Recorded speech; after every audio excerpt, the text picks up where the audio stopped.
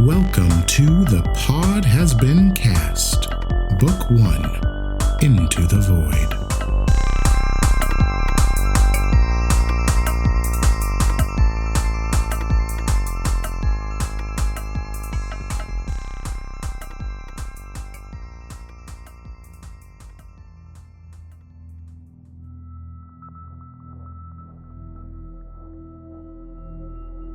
The Void. Always. Immense and unknowable. Teeming with persistent life that clings to tiny rocks they call worlds. Worlds so small they are almost swallowed by that endless purple and black. Sometimes you can see that life, that fragile thing, jump from rock to rock, world to world, a defiant, beautiful act of arrogance. This is the story of what happens when life takes that leap. A prologue. The garden. Never. She tends to a plant, pruning it with iron shears. So careful are her hands. She glances behind her, looks to some noise, and upon finding absolutely nothing, she turns back to find the cat, tearing into green, smashing it on the table, sending streaks of dirt flying. The cat trods off, plant hanging like a corpse in its mouth. She just sobs, heavily into thick gloves. She can't remember why, only that this never happened. Chapter 1. The Fae-run galaxy. The H.A.R.T system. A freighter. Now. Derelict and dark. Caught in the thrall of a sea of asteroids. Caught themselves in a thrall of the sun, who keeps them greedily wrapped in an endless chain. A ship, a rust bucket of a horsefly, idles near the tomb of a freighter. The words "Second Dibs" etched into its hull. And here we have been cast. Cool. So wow. My God. I'm gonna cry. I've never been so excited about feeling so small. Don't cry, but you are tiny. Yeah, I feel tiny. In the grand scheme. So Xandar, you awake on the second dibs. You are in your bunk. It is a tiny little thing. You have like a little futon mattress. You have a, not a kitchenette, but like one of those mini bathrooms. It's just like a sink and a mirror and like a cabinet and like a nightstand. And what do you have hanging on your wall? Hanging on my wall in the room, Yeah. I'd say like maybe a couple of like loose wanted posters, like random things that I've picked up, odd jobs, stuff like that, pamphlets, things like that. But I wouldn't say anything like decorative. Sure. I think like on maybe like the nightstand or like on the counter of the kitchenette or whatever, there's probably some loose random like shiny bits of like metal and gems and like little stuff like that. Xandar's he's very into those like little pieces of like precious metal and gems and coins and all that kind of stuff. So I think like just kind of scattered. It's like messy. It's unkempt. There's like some dirty dishes and like clothes on the floor and stuff. But not necessarily anything decorative. Well, yeah, you wake up on this ship. You were used to sort of waking up in this artificial atmosphere, the distinct smell of like recycled air and the dull, constant hum of this ship. But you awaken to another noise, just like a clanging just outside your door. Not so much that like someone is knocking on your door, but someone's just like making a racket right outside your room. Okay. Well, I will take a mage hand and sort of rifle through my dirty clothes on the ground to find a crumpled up, soiled, padded compression suit and sort of like put it on really quick and grab my coat off the door and throw it over my shoulders. And Before opening the door, I like very quietly like slink up to the side of it and hold myself up against it just for a moment to see like if the noise is coming closer or retreating, like continuing to move, sort of if I get a better feel for what it is. Sure. I think this is the first roll of the game. Do a perception check. All I feel like the right. first roll of the game is always a perception check. It's gotta be, right? 17. Nice. Oh, very nice. Okay. Oh, I'm sorry, Yeah. 19. I'm proficient Even in perception. better. I love that for you. You slink up to this door and you listen through, and you hear that the sound isn't getting closer. It's pretty persistent in one spot. And I think as you're sort of listening through, you're visualizing this hallway, and you're in the crew deck, right? And there are multiple sort of rooms down here. You know that most of them are empty. But someone is like sort of towards the middle of the hall, and it sounds like just like repeated like clanging in like one spot of the wall. You also hear like a. All right, I'm gonna use my my mage hand again to just grab one of my side pieces, my arcane pistol, out of the holster that's on the ground, and Nice. bring it up to my hand, and then I'll throw the door open. But not necessarily aim the gun. I don't want to like aim the gun like I'm about to shoot something. I just want to hold Sure. the gun to like show whatever it is that I have a gun in like a very intimidating kind of way. Absolutely. You throw open the door and you look down this hall, and you see a creature that you recognize. This creature looks sort of like a cross between a human and an ant. It's got sort of like double sets of limbs, like two legs and like two arms, and one of those arms is holding a crowbar, and is just sort of like banging absent-mindedly on this light fixture that seems to be out. And as you like sort of come out and startle it, it drops the crowbar and starts like flinging its arms around in the air, going. Do I know what this creature's name is? It's a familiar sight, but is it like something that has a name, or is it like somebody who works for the ship or something? Yeah, give me a history check with advantage. Sure, yeah. This, I got a 17. Excellent. This is a creature you are familiar with because you are both from the same system. This creature is called a Creant. It is a ant-like species from a small planet in your system called H.A.R.T. These creatures don't really have names. They're sort of a colony of Creants. They don't really speak any language that you speak. They speak their own sort of language of smells and gesture, and you think that there's also like a touch of telepathy. There you go. You think there's a bit of that there as well. Very difficult for people to communicate. When you took this job on Durgan's ship, you found that it was just filled with these creatures sort of doing work for Durgan, and this is very odd. But you've been putting up with them this entire trip, and they've sort of been getting in the way, breaking things, knocking things over. But it seems like Durgan has just replaced his entire crew with these creatures, and one of them stands before you right now. Interesting. Okay. I look at the ant, the Creant, sort of flailing in front of me, and I say, "Hey, Bug Breath, you mind coming back a little later?" Yeah, roll for persuasion. That time it'll be a 14. It's sort of like is like fumbling to pick up its crowbar, kind of looks at you and like twitches its head to the side, lifts up its hand towards the lamp, and bang, bang, continues to bang while it's looking at you, and like sort of clicks and hisses at you. Okay, does the lamp have I mean, obviously if I've been on this ship for a little while, I know how to turn on and off the lights. Does the lamp have like a switch?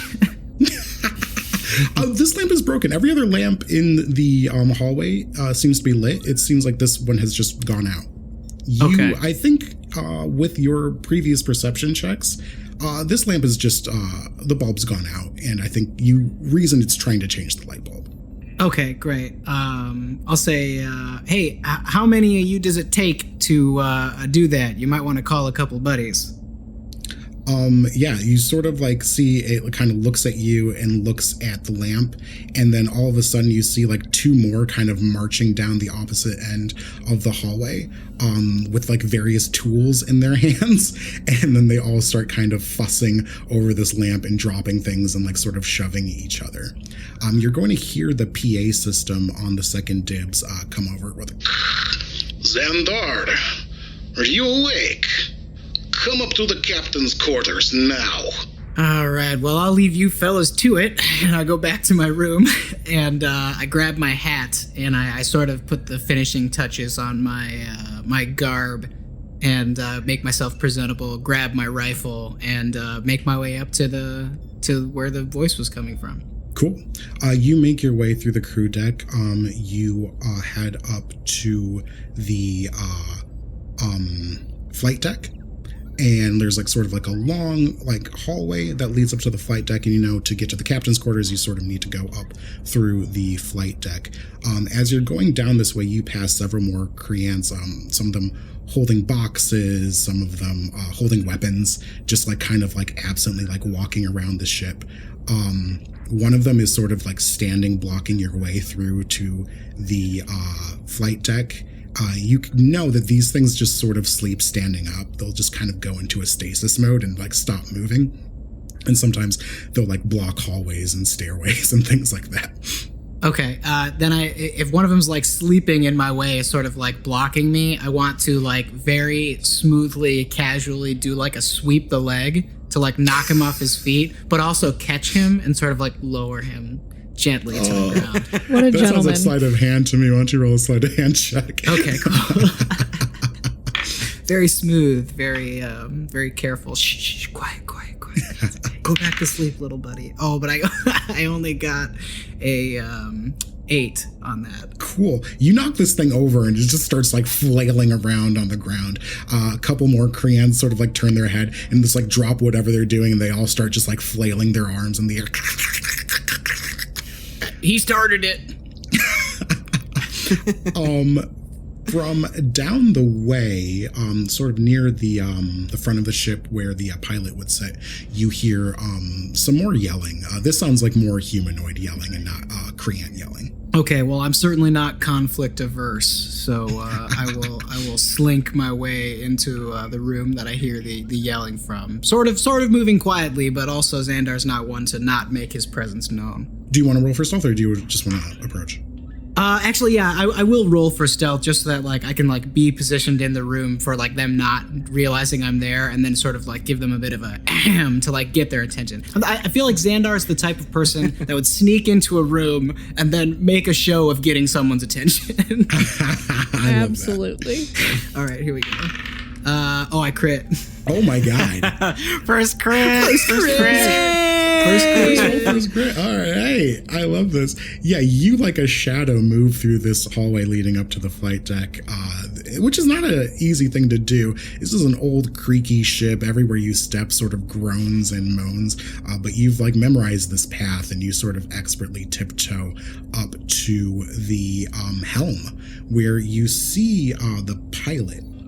A young human named Red Reggie is sitting at the pilot chair. Red Reggie has the most interesting thing, other than, he's probably about like 16, 18. He's a younger kid. For a pilot, that's pretty rare. He also has this like synthetic hair that has this constant kind of neon red glow to it. Reggie's like sitting upside down in the pilot's chair with a huge like vid goggle display on, and like holding 2 joysticks in his hands. He's sort of yelling at the game, die. Oh, he's just yelling at the game. It's not like a conflict between, there's not like anyone else that he's fighting with or anything like that. Oh, whoever he's fighting with on this game, he wants to die. Oh, okay, gotcha. Okay, cool. Do I get a sense that the ship is like on autopilot, or like, because you said this is the person who's like controlling the ship, right? Piloting the ship? Yeah, the ship is sort of just on an auto follow on this freighter that you've been sort of working with. So the freighter is caught in the orbit of these asteroids and is moving very slowly along this asteroid belt. And your ship is just programmed to follow, or I should say Durgan's ship is programmed to follow a certain distance from the freighter. Okay, then I will try to scare him, I guess. I want to actually, you know what? You know what I'm going to do? Is that I know we're like in like a futuristic world or whatever, but would there still be like a cord connected to his controller? Like, can I like unplug his controller while he's in like a VR thing? Oh, gotcha. Yeah, there's definitely like a switch on the side of his goggles that one could just like flip to like turn off the goggles, yeah. Okay, I'm gonna try to use my invisible Gith mage hand and flip the switch just to mess with him. Yeah, I don't even think you have to roll for that since you snuck up on him already. You switch and you hear what? He like throws off the goggles. What is the meaning of this? Who dare? And he looks over at you. Xandar, that was so lowercase of you. Reg, have you seen Durgan? I heard a call over the PA. Reggie is not in charge of tracking Durgan Candon. Reggie is in charge of flying the ship Xandar. All right, Reg. Well, I can see he's not in here, and I would like to limit this interaction to as short as I possibly can make it, so I will be heading out now. Wait. Are you going to the freighter today? I would assume, Reg, I make probably 3 or 4 trips to the freighter each day. Well, maybe you could tell that hacker girl Reggie says hello. Reg, this is getting a little creepy. What? Reggie is a perfect gentleman. Reggie is all caps. Well, Reg, if you've got any more specific messages to send, I'll go ahead and pass the message along. But if you just want me to say hi on your behalf, I do not know how I would continue that interaction. She won't respond to my messages. I've been sending messages and she doesn't respond, but I can tell they've been read. All right, well, I'll let her know what you're looking for. You see Red Reggie sort of like, you see the light sort of dims in his synthetic hair. He puts back on his vid goggles and goes back to his game. Cool. We're going to shoot over to said freighter, Bianca/H.A.R.T. You have grown accustomed to a certain routine on this ship, and routine is sort of helping you stay functional. How do you go about your day on this ship? I'm so glad you asked. So typically, a typical day is like, I will awaken from my sentry rest state and do like a very slow perimeter around the freighter, or at least the parts of it that I can access without running into like any like jammed doors or broken walls. Depending on how, you know what I mean. Yeah, I got you. A very slow lap around. It takes about 15 minutes. And then I have the rest of the day to do that as many times as I want. I'll try to spend like 30 minutes running over like fighting drills. So like basic training of just like footwork and making sure that my cool weapons are up to standard. But just like cleaning them and making sure that they still work. And they do. And then it's just like that on repeat for a while. I think in the beginning when I was alone, I did a lot of like trying to fix my own memory crystal, but I got spooked about like really breaking it, so I don't do that anymore. But occasionally if I'm feeling particularly emotive, I'll like stare out into space and think about what I have forgotten and then do like another lap. Is this a training sort of day, or is this a staring out into space sort of day?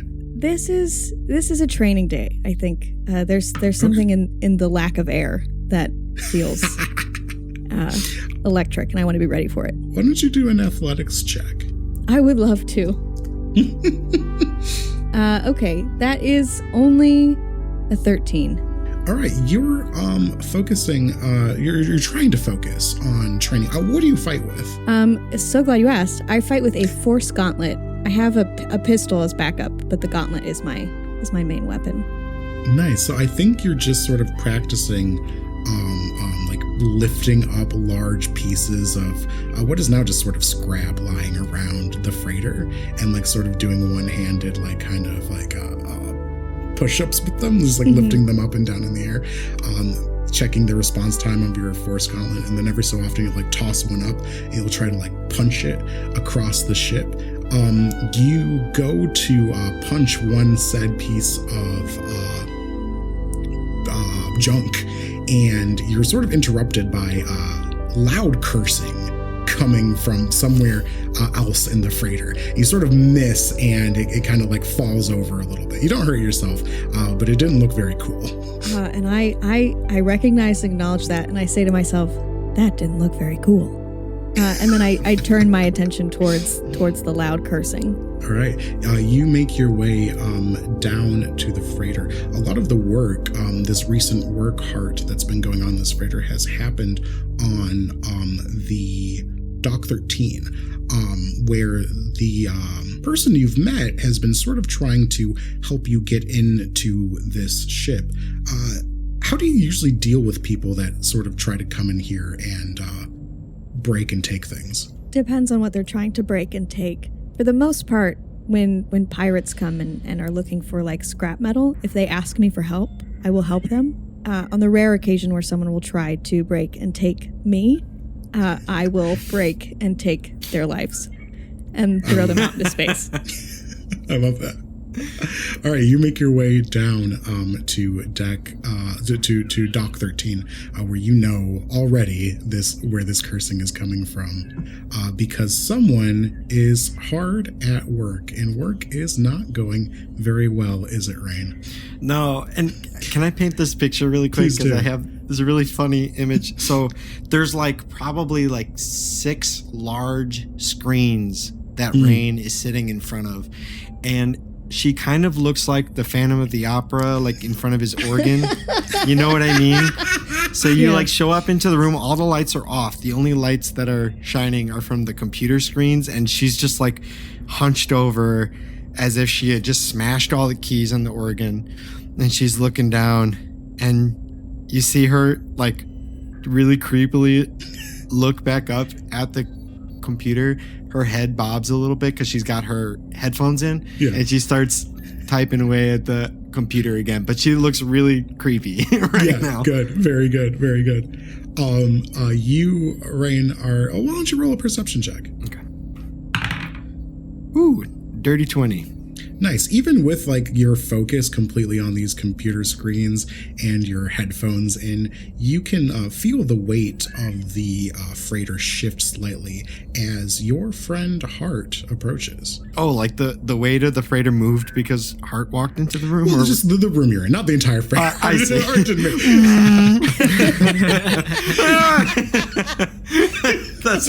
No, I'm so sorry. I feel the weight in the room, and I slowly turn my head, and H.A.R.T, you could see that my eyes are bloodshot from the screens.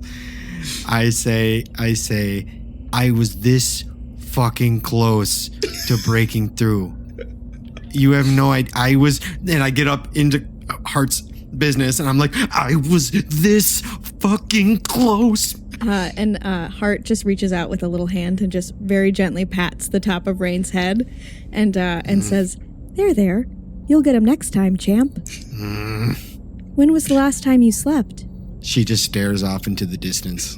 H.A.R.T also stares off into the distance and is like, is the answer out there? You know, H.A.R.T, I think you bring up a good point. I think we just need to chill for a little bit. Sure. I love to chill. How have you been feeling lately? Most of my systems are still functioning at their peak capacity. And the crystal?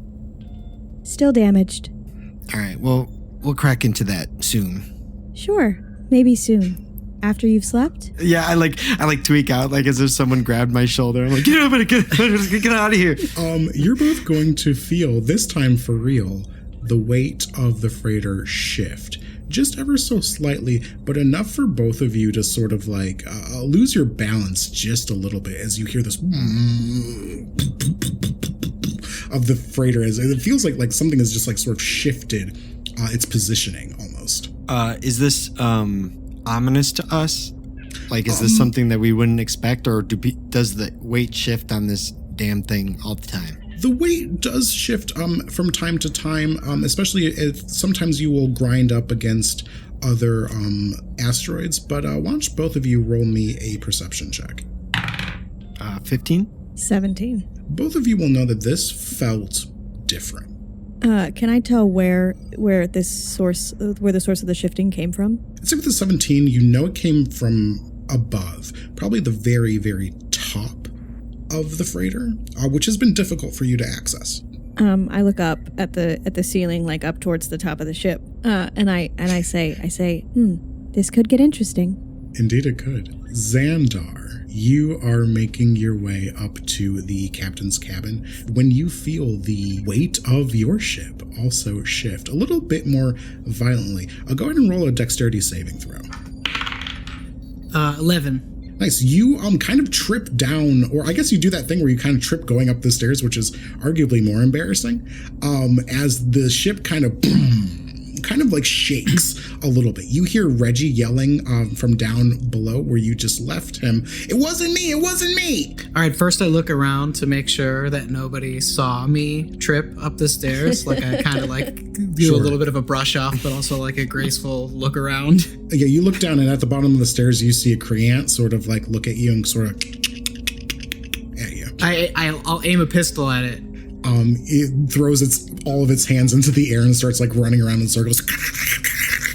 Cool. I do like a really dope like flip of the pistol on my finger, like one of those like things that cowboys do, and I reholster it, and I'll keep going up the stairs, but with a little more urgency. Nice. You get to Durgan's cabin. The cabin door sort of swings open as you get to it, and you are hit with this like sort of sickly sweet smell of cake. Just like super sweet. It makes you think of birthday cake.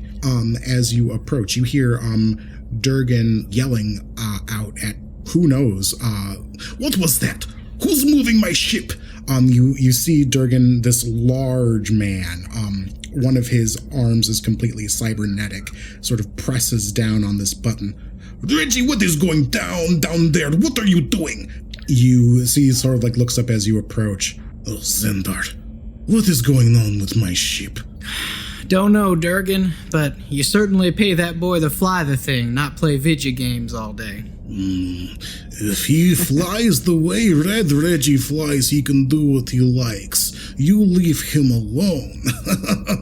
I got him when he was a very small little orphan boy on the ship. I paid nothing. And now look, he's the best pilot in all the void. Durgan knows a good deal when he sees one. Sure. Hey, and money won certainly is sweeter than money earned. I know that's right. Durgan's offices are pretty cush, big velvet curtains. There's this huge oil painting of a ship kind of sailing through the void with the words "First Dibs" written on it. You see his desk is kind of cluttered with food and papers. Also, he has like sort of this tablet out.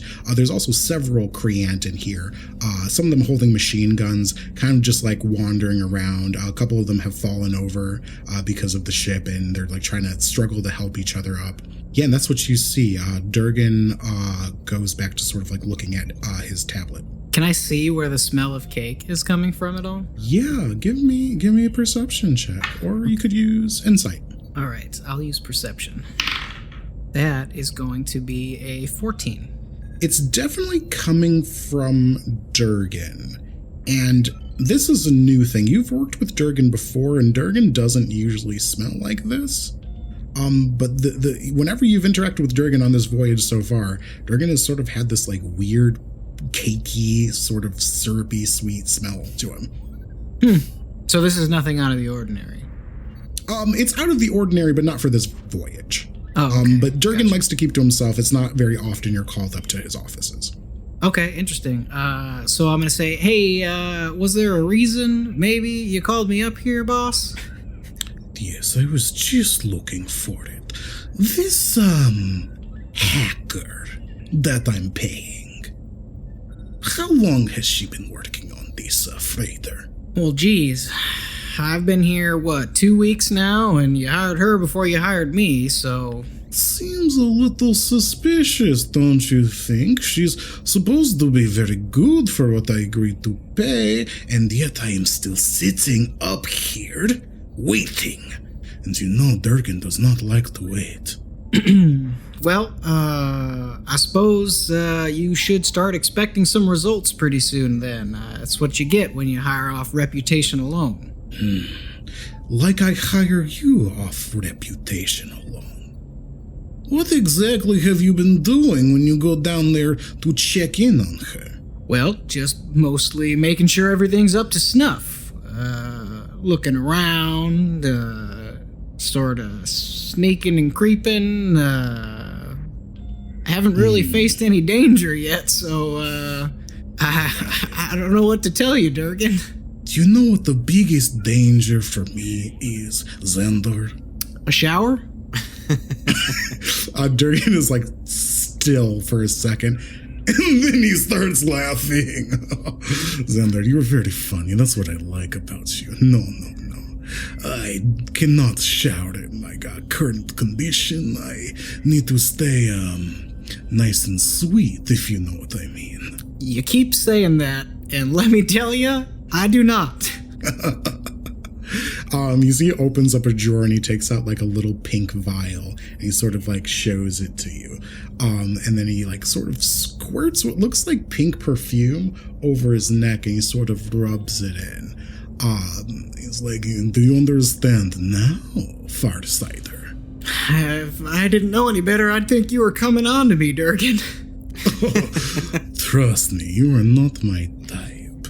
Oh, you see, these Kriyant that I've hired, you should know they are from your system. I have obtained through very tricky means a queen's pheromone.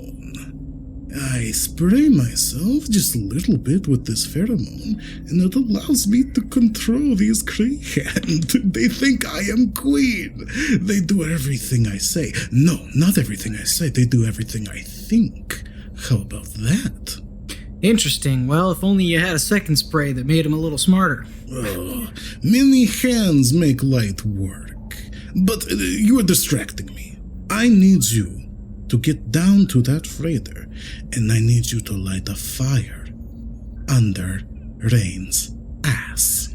Do you understand me? I'll do my best. Yes, you do your best. What did I agree to pay you for this little expedition? I want to like narrow my eyes a little bit and look at him. And is this something that I know? Do I know how much he's paid me? You usually net about 100 gold credits a job. Okay, great. So I'm gonna say so far you've only paid me 50 gold credits. Right. You want the rest of the money, yes? Well, I wouldn't be here if I didn't. Then let's make sure this job gets done. All right. I'm still expecting a per diem. Your expectations are very amusing to me. Now, get down to the cargo bay, get in your ship, and get me in that fucking freighter. All right, I want to go up to him and make a very big show of being like, yes, boss, right away, boss, absolutely, boss, and like shake his hand and like pat him on the shoulders and a little bit and try to steal his Kriyant pheromone with my mage hand. I want to steal it. Oh, okay. Yeah, I put it in here, so I should expect that sort of thing to go on. Go ahead and give me a sleight of hand check. Yeah. All right, here we go, baby. That is going to be a 17. 17. I think he is going to contest you with his perception, which did not go well for him. So you do slip the pheromone that he's sort of just like tucked into he's wearing kind of like these overalls. He's like kind of like mechanic overalls. You like slipped them into the pocket. You were able to like sort of zoop it out of that and zoop it into your pocket. Tight. But as you kind of go around the table to shake his hand, you see that his drawer seems to be like sort of filled with more of these pink vials. And as he like kind of sees you looking at him, he like closes it with his foot and sort of like, get to work. All right, sweet. I will go to my transport vessel. Raine and H.A.R.T, you felt this freighter shudder, and you know that it is a little strange. H.A.R.T, I think now might be a good fucking time to prepare your combat protocol. Absolutely. And then I power up my Force Gauntlet, and I say, ready when you are. I spin my little techno watch, and I kind of want to summon my little shield. Nice. And then in my right, so that's in my left hand, and then in my right hand I kind of reach for my my civilian arcane pistol, and I'm just slowly inching forward towards the noise. Okay, so yeah, the noise from what you were able to deduce is coming from the very top of the freighter, so you sort of need to it will take you a little bit of time to get up there. You're gonna have to go up a couple service staircases and ladders. The problem is the very top of this freighter is difficult to get to without going outside. As you have not been able to sort of pierce the inside of this freighter, traveling to the very top without going into the void has been quite difficult. I don't know that I've ever tried to do this, but can I go into the void because I don't need to breathe? You don't need to breathe. That aspect of the void wouldn't have very much effect on you, but you do know. Actually, why don't you give me a history check since you don't remember things good? I don't remember things good. I don't remember things at all. That's a 6. You know that you don't have to breathe. Right. But you don't know too much about the void outside of that. That tracks. Well, H.A.R.T, looks like we might have to go the long way. Understood. Raine, before you ship out, give me a quick investigation check. Oh, crit. Oh my Nice. God. Yeah. Yeah, you're about to pack all your things out and go when your eye sort of flashes on one of your many, many screens, and you see a little alert has popped up that you probably would have missed if you had kept going. But it seems as though you're you have these sensors that you've sort of launched out, kind of like drones almost, that pick up on movement. And you've been using them to track when Xandar is coming and going, mostly for the purposes of hiding H.A.R.T. These you're seeing have been deactivated. My sensors have been deactivated? Yeah. Okay, that's not good. Can I try something here? I want to, as a ritual, I'd like to cast, if this is possible, through the computer, use it as a detect magic. Oh, okay. To see if there's any sort of shenanigans happening on the computer. I think if you do, rather than burn that spell slot, I think if you do a check with your hacker's tools, you could figure out if someone is sort of in your system. And since you did a nat 20 on that investigation, I'll let you do this with advantage. Ooh, cool. Nice. Okay. Awesome. Good thing that was at advantage because one of them was a crit fail. Nice. That is 17. 17? Yeah, something is definitely in your system. And you see, as you're sort of looking at, you are kind of piece by piece getting shut out. Asshole. Is everything all right? No. And I'm clacking away at the computer. Is there anything I can do to counter? Here's what I'll give you for that check. This is very good. Whoever did this knows what they're doing. If you were going to try to combat them, it would be a difficult sort of fight. But you can attempt it. Why don't we have you roll another check? This will be straight up with your hacker's tools. And then we'll pivot to Xandar. Okay. I'm going to give it a shot. Ooh, dirty 20. Nice. Okay. All right. You have sort of stopped them from getting any further. At this point, you are going to get a message on your sextant. Sextants sort of work as kind of like how we would think of a smartphone. But someone just sent you a message, and as you look at it, the message is encrypted in context, which is what we have sort of described as your kind of hacker language. So whoever you just blocked is trying to communicate with you. And we'll get to that in a second, but first, Xandar, you are in the Void. You are floating in your Clipper. It's a small class Void ship. It is registered to the second dibs, but you are sort of its de facto pilot, at least for this mission. And you're making your way to Dock 13 to talk to Raine. What do you do on this drive? I'm definitely lollygagging super, super hard. This is the only time you get by yourself ever. Right, exactly. Yeah. So this is my me time, and Xandar's a very really, really appreciates his alone time. And not only that, but I don't like to be told to hurry up or do something better, So when Durgan told me to go light a fire under Raine's ass, I was like, yeah, right away, yeah. And I also know that the longer this job takes Raine, the more time I am on this job, so the more leverage I have to get Durgan to pay me more. So there's really just from all fronts really just no motivation for me to try to get there with any sense of urgency or anything like that. Excellent. You're doing some donuts out there, you're exactly around. Yeah, really drifting. Yeah, your Void radio on. It's playing Eos. Her name is Eos. Eos. Gotcha. Yeah, you're sort of rocking out to Eos as you're driving, and then eventually you find yourself parked into the airlock, and you are able to shut the airlock behind you.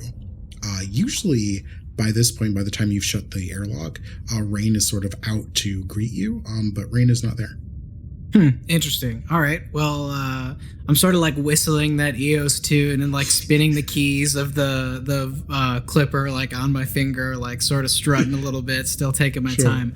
But when I notice that Raine isn't there right away, I sort of stop whistling and look around a little bit, and then maybe try to listen to see if I can hear, close my eyes a bit and listen to see if I can hear or feel out anything around me. Sure. Roll for perception. Lots of perception over here. It's a very perceptive game. This is only a 6 though, so it's only a 6. You don't hear too much, and you are in this airlock, so the ability to hear is deafened somewhat, as this room seals itself pretty tight. But if you move in a little closer, you might be able to pick up on something. Okay, cool. I will, out of habit, I guess, when anything feels a little off, I guess I just have a little bit of a gut feeling. I'm going to pull out my my arcane rifle and just sort of be ready to fire, I guess, as I get out of the airlock and onto the freighter. Okay, cool. Raine, you get this message on your sextant. You and H.A.R.T both... actually, what is your passive wisdom, we'll say? Mine is 12. 14. 14, okay, yeah. You hear someone coming down the hall. It looks like they're coming from the airlock in the dock. Raine is sort of focused on what Raine is kind of currently working on. Okay, I'm going to look over at Raine and see that she is focused. And so I am going to approach the figure and try to knock them out. Okay. Just because I'm like Raine is busy and needs to focus, and if this person is the person that has been shutting down her systems, she'll be appreciative of the fact that I have taken care of them for her. That tracks. Are you gonna try to sneak up on them, or are you just gonna sort of bum rush the door? I think I'm just gonna wait. I'm gonna stand in front of the door, so when they open it, the first thing they see is my fist. Oh, good. Okay. Xandar, you get to the area where Raine usually works, just outside of Dock 13, trying to break into the inner seal of this freighter. You throw open the door, and you are face to face with a giant Voidforged. A Voidforged that I've never seen before? A Voidforged that you've never seen before. I'm gonna try to, and is it just standing there? Because I'll try to have a force gauntlet out and sort of activated, and is sort of bearing down on you. All right, I'm gonna try to bob and weave it. I'm gonna give it a little rope-a-dope. Try to Okay, the second he starts moving, I'm gonna throw a punch. Awesome. Let's not roll initiative just yet, because I do not want you all to kill each other. No. Why don't you, Xandar, give me an acrobatics check, and you're going to be contesting H.A.R.T's athletics. Okie doke. dirty 20. Oh my god. Good, because I rolled a 6. Hey, Clash of the Titans over here. I love this. H.A.R.T, your first gauntlet sort of bangs into the side of this door with a loud clang. You'd like dent the door, but Xandar is able to weave under your arm and sort of like slink over across the room towards Raine. Raine, we have an intruder. And I can see Raine in this room too? Now that you're in, you can see Raine. I would say, Raine, what the hell? I can explain. Wait, hold on. So really quickly, this message, two questions. One, can we flavor it as being on those like yellow tinted visors, like you know in Dragon Ball Z how they have like the reader on their like little thing? Like I like the idea of it like popping up in my glasses. And then the second question is, what is this message and how focused am I on it versus like the big reveal of this Void Forged to Xandar? These are two big reveals that are happening at the same time, and I did this to myself. So Xandar is yelling at you, H.A.R.T is telling you that there is an intruder alert, but the only thing you're seeing is this text sort of scrolling across your glasses. This is a text from someone called Artemis. It reads, "Oh, hey, didn't realize anyone was here. You weren't trying to break into this freighter, were you? Sorry, but it looks like I beat you to it. But looking at your work, slime? This was gonna take you days. How long have you been out here? Well, sorry, Scout. You really should hire a professional for this sort of thing. You could have used a more direct approach and saved yourself, I don't know, a few months? LOL. Anyway, I'm in now, and I'll be activating security behind me. I'd make myself scarce if I were you. Later, Scout." At that point, when you finish reading that message, all the lights in this room sort of turn on, and you see this door that you've been slaving over for 2 weeks grind open in front of you, and you hear sirens come on all over the ship, saying intruder alert, intruder alert. And then down the hallway, you see, leading into the sort of inner sanctum of this freighter, a massive, what looks like a tank with big spider legs sort of come out of the ground and is sort of scanning around the room. And that seems like a really jazzy place to stop the first chapter. Whoa. So much. First of all, when Xandar was on the other side of that door, it's like two big things happening at the same time. So we'll have to get to that. But also now there's a tank. There's plenty of things to contend with. Let's do some of our end of episode stuff. How about that? Yeah. Who can hit me with where people can find us on those socials? Bianca, you got that for me? I've got the socials for you. You can find us on Reddit and Instagram at thepodhasbeencast and on Twitter at thepHBcast. Nice. I love it. Please come talk to us. Carlos, do we have anyone to shout out? Yes, we do. Again, we want to say a very special thank you to Matthew Munoz for some of his work on the music today.